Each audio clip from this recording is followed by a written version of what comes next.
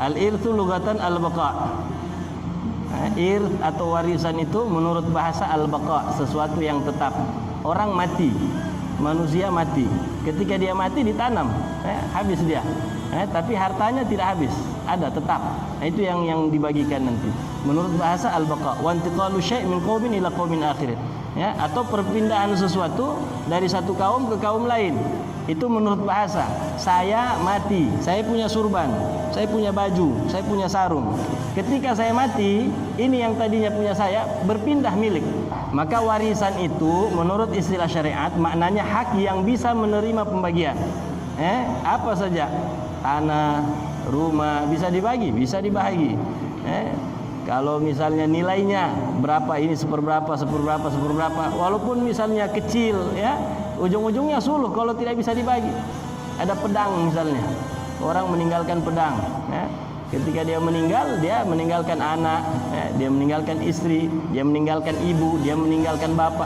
Dari pedang itu ada bagian-bagian. 1/6 dari pedang itu punya si bapak, 1/6 juga buat si ibu. Si anak ini mereka sisa asabah, mereka berbagi. Kalau dipotong-potong hancur, maka suluh.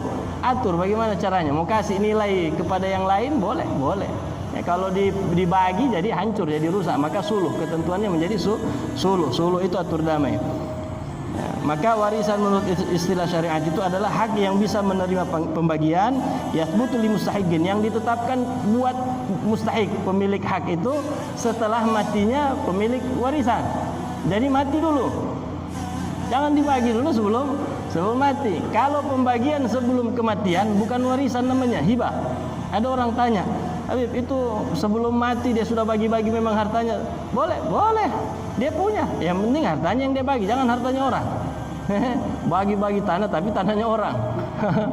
Hartanya sendiri dia bagi, boleh. Namanya hibah, bukan warisan. Kalau dia mati, apa yang dia tinggalkan setelah kematian itu tetap menjadi warisan. Yang sudah dibagi ya sudah, hibah. Beda itu hibah, warisan, wasiat. Kalau wasiat itu begini, kalau saya mati nanti ini tanah bakal menjadi punya Masjid Nur Abrar misalnya, itu wasiat. Kalau saya mati berpindah hak milik, yang tadinya tanah milik saya menjadi punya Masjid Nur Abrar. Sabitnya, tetapnya wasiat itu setelah kita mati, dan boleh kita batalkan sebelum kita mati. Saya tulis wasiat, kalau saya mati nanti tanah ini buat masjid. Sebelum saya mati saya batalkan, boleh. Itu namanya wasiat. Karena kalau sudah mati tidak boleh batal lagi.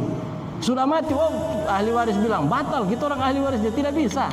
Kau ahli waris, tidak boleh dibatalkan itu, karena orang yang punya harta yang ini itu wasiat. Kalau hibah itu yamlik bil qabd, ketika diterima berpindah hak milik. Hibah itu pemberian.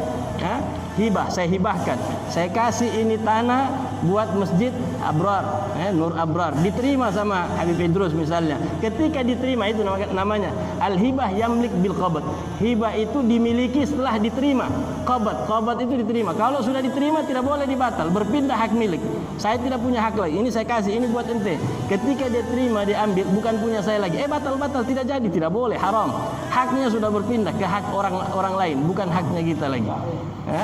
Itu kalau hibah.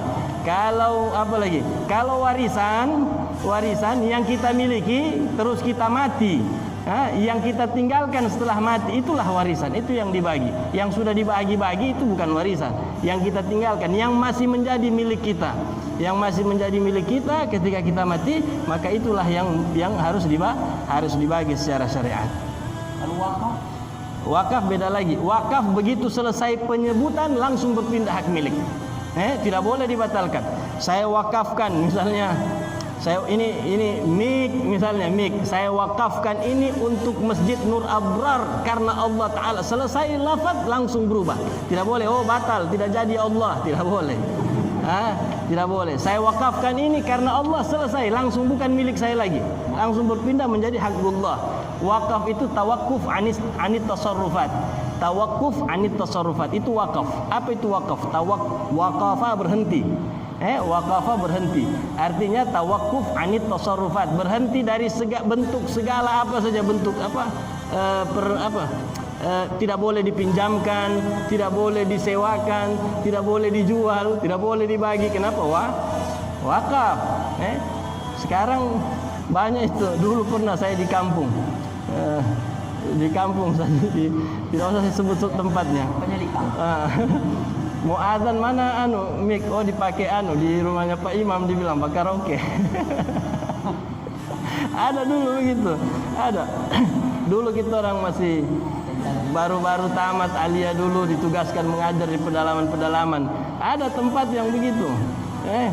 Masuk di masjid, mau azan ini, tidak ada masjid.